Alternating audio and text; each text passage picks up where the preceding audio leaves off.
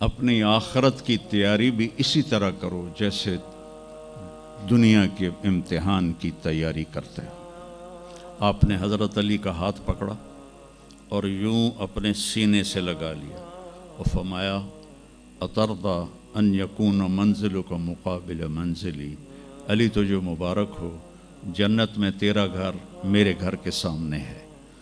تو وہ رونے لگے۔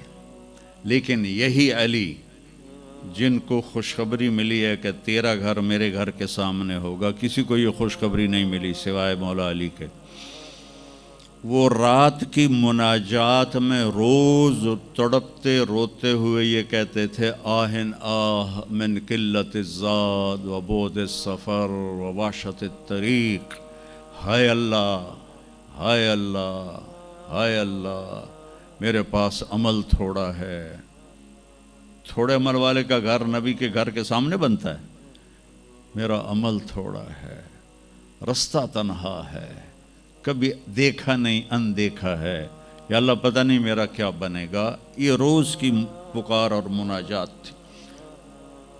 اور پھر دنیا کو کہتے الیہ تغررتی، دنیا تو مجھے دھوکہ دیتی ہے، ہی ہاتھ غری غیری، چل دفعہ ہو جا کسی اور کو دھوکہ دے، میں بتتو کی ثلاثہ، میں تمہیں 3 طلاق دے چکا۔ تو جن لوگوں نے آخرت کو بنا لیا وہ کامیاب ہیں، اور جن لوگوں نے آخرت کو نہ بنایا تو وہ کچھ بچے ہڈ بلوں کی ویسی نام لے لیے ہیں، سیر کے لیے گئے کشتی کی، تو وہ کہنے لگے ملاح سے چاچا تنو کیمسٹری آمدی؟ اس کہ پتر اج ہی نہ سنیا کی ہوندی ہے؟ اس کہ تینوں پتہ نہیں ایسی سپیریئر یونیورسٹی دے سپیریئر لڑکے آئیں، سانو ساری کیمسٹری دا پتہ ہے۔ دوسرے نے پوچھا چاچا تو فزکس پڑھی ہے؟ اس کہ میرا بچہ میں تو اج ہی نہ سنیا، ساری حیاتیہ بیڑی بائی ہے۔ کہ چاچا تیری ادھی زندگی چلی گئی، ادھی زندگی ختم ہو گئی، سانو ایک اسی سپیریئر دے سپیریئر بچے، ساڑا برائٹ فیوچر۔ اتنے چھک موج آئی تے کشتی ہوئی ڈاواں ڈول۔ اس کہ پترو ترنا سکھیا ہی نے،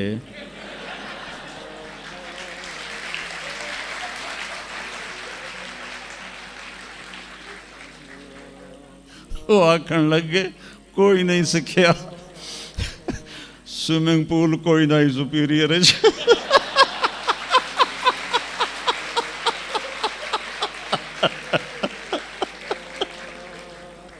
تو وہ ملا کہنے لگا پترو میری تو ادھی گئی تو تہاڈی ساری گئی۔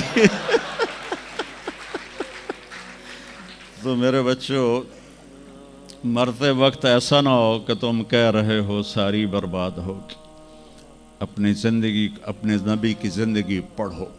چند تو فرائض ہیں جو میں نے ابھی پہلے گنائے ہیں، اس کے علاوہ سچ انسان کو عزت دیتا ہے، دیانتداری انسان کو عزت دیتی ہے، رزق حلال انسان کو بلند مقام باوقار بناتا ہے، اور اچھے اخلاق فرشتوں سے بھی اوپر اس کو لے جاتے ہیں۔ آپ نے فرمایا جس کے اخلاق اچھے ہوں گے میں جنت الفردوس میں گھر لے کر دوں گا۔ تو نماز کی عادت ڈالو۔ کچھ بچے جی نہیں پڑھی جاندی، دن میں کوئی ایک نماز ضرور پڑھو، جمعہ پڑھو، ایک نماز ضرور، پھر وہ 2 ہو جائیں گی، پھر وہ 3 ہو جائیں گی، پھر وہ 4 ہو جائیں گی، پھر وہ 5 ہو جائیں گی۔ میں نے جتنوں کو بھی یہ نسخہ بتایا وہ سارے اللہ کے فضل سے، گورنمنٹ کالج میں میرا تھا ساتھی، تو وہ پھر شفٹ ہو گیا انگلینڈ، تو کوئی 40-45 سال بعد اس سے ملاقات ہوئی، یہاں پاکستان آیا ہوا تھا۔ تو میں نے کہا کہ نماز پڑھتے ہو؟ کہنے کا نہیں۔ جمعہ؟ کہنے کا نہیں۔ تو میں نے کہا اچھا ایسا کرو، ایک نماز شروع کر دو اور ایک جمعہ شروع کر دو۔ یہ ایک فرد کا واقعہ نہیں، ایسے میں ہزاروں بچوں پر بچیوں پر تجربہ کر چکا ہوں، اور وہ 5 وقت کے نمازی بن گئے۔ تو 2 دن کے بعد فون پہ بات ہوئی تو کہنے لگا یار تو میں نے ایک دسی آئی میں تو پنجے شروع کر دیتی ہیں. وہ ڈرنکنگ بھی کرتا تھا, کالج کے زمانے میں بھی کرتا تھا. کہنے لگا لو جب میں نے نماز شروع کی تو میں نے کہا میری توبہ, میں شراب کو بھی ہاتھ نہیں لگاؤں گا. نماز ایسی چیز اپنی زندگی, اگر کسی کے لیے رخصت ہوتی تو حضرت امام حسین علیہ السلام کے لیے رخصت ہوتی میدان کربلا میں. لیکن کیا جنت کے سردار, جنت کے نوجوانوں کے سردار, اور جنگ سے پہلے اونگ آ گئی اور آنکھ کھلی تو مسکرانے لگے. تو بہن زینب علیہ السلام نے پوچھا یہ کوئی ہسن دا ٹائم ہے, اتنی تو مصیبت آئی کھڑی. کہا بہن اللہ کے نبی خواب میں آئے ہیں, فرما رہے ہیں بیٹا میں لینے کے لیے آ چکا ہوں. تو اب یہ نماز نہ پڑھتے تو ٹھیک تھا, اتنا تو قتل و غارت چل رہا تھا. لیکن جو ہی ایسے سورج ڈھلا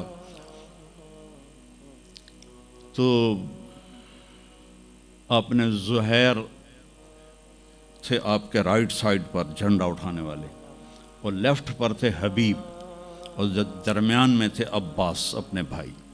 تو آپ نے زہیر کو بلایا, کہا یہ شمر سے کہو تھوڑی دیر رک جاؤ میں نماز پڑھ لوں.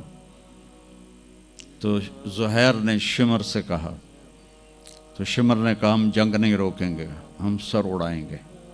تو انہوں نے واپس آ کر کہا جی وہ انہوں نے جنگ روکنے سے انکار کر دیا ہے. اللہ کی قسم اب ان کے لیے کھلی اجازت تھی کہ یہ چھوڑ دیں اور سر کٹا دیں.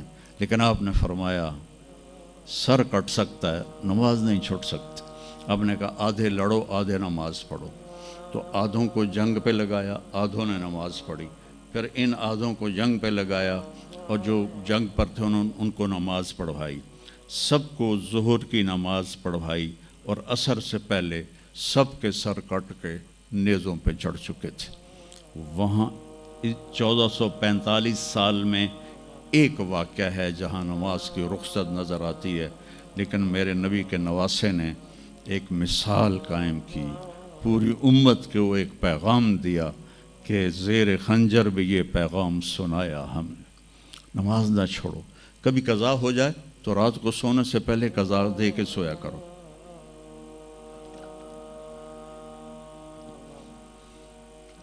آپس میں کوئی لڑے ہوئے ہو تو کم از کم آج اتنی میری مان کے اٹھنا کہ صلح کر لینا. یہ کوئی بچیاں آپس میں کسی سے بول چال بند ہو, یا آپ بچوں کی آپس میں کوئی بول چال بند ہو, تو ایک دوسرے کو معاف کر دینا. اس سے آپ کے دلوں میں علم کی روشنی زیادہ آئے گی. آپ کے دل میں بغض ہوگا تو علم آئے گا نہیں. تو اگر اپنے حافظے کو اچھا کرنا ہے, اگر اپنے حافظے کو, تو دل سے سب کی نفرت نکال دو, اور پیٹ بھر کے کھانا نہ کھاؤ, اور اپنی نظروں کی حفاظت کرو. آپ کا حافظہ 16 سال والا رہے گا 70 سال تک. حافظے کو خراب کرنے والی یہ چیزیں ہیں. پھر جن سے پڑھتے ہو ان کو عزت دو, ان کا ادب کرو, ان کا احترام کرو. باب العلم ہے حضرت مولا علی کا, میں غلام ہوں اس کا جو مجھے ایک لفظ نہیں ایک حرف, جو مجھے ایک حرف بھی سکھا دے علم کا, میں اس کا غلام ہوں. تو جو آپ کے ٹیچر ہیں یا لیڈی ٹیچر ہیں, وہ آپ کو جو کچھ بھی پڑھاتے ہیں, ان کا احسان ہے آپ پر. آپ ان کو عزت دیں, ان کو احترام دیں. ان میں سے کوئی دعا دے دے گا آپ کا کام بن جائے گا. تو میں اسکول میں تو دعائیں لے نہ سکا استادوں کی, لیکن جب میں مدرسے میں داخل ہوا تو میں نے اپنے سارے استادوں کی دعا لی ہوئی ہے, ان کی عزت اور ان کے احترام سے. تو چونکہ آج کل بہت زیادہ آزاد ماحول ہو گیا ہے, تو وہ اپنے ٹیچر کو ایزی لیتے ہیں کہ کوئی ان کی بےعزتی کر دے, کوئی ان کے آگے بگڑ جائے تو اس کو برا نہیں سمجھا جاتا. لیکن بیٹا کتاب ایک ذریعہ ہے, علم آسمان سے آتا ہے, اور اس کے میں ذریعہ استاد ہوتا ہے. اور استادوں کو بھی کہتا ہوں کہ اپنے منصب کا خیال رکھو, اور اپنے پڑھانے کو اپنا فریضہ سمجھ کے ادا کرو. سر سے اتارنے والا کام نہ کرو, اور بھاگا دوڑی والا کام نہ کرو, بلکہ اپنی نسل کو تیار کرو. جس دن ہم اپنا علم یہیں سے حاصل کریں گے, اور باہر یورپ جانے کی بجائے اپنے ملک میں ہمیں اپنا علم ملے گا تو پھر ہماری عزت کا دور شروع ہو جائے گا۔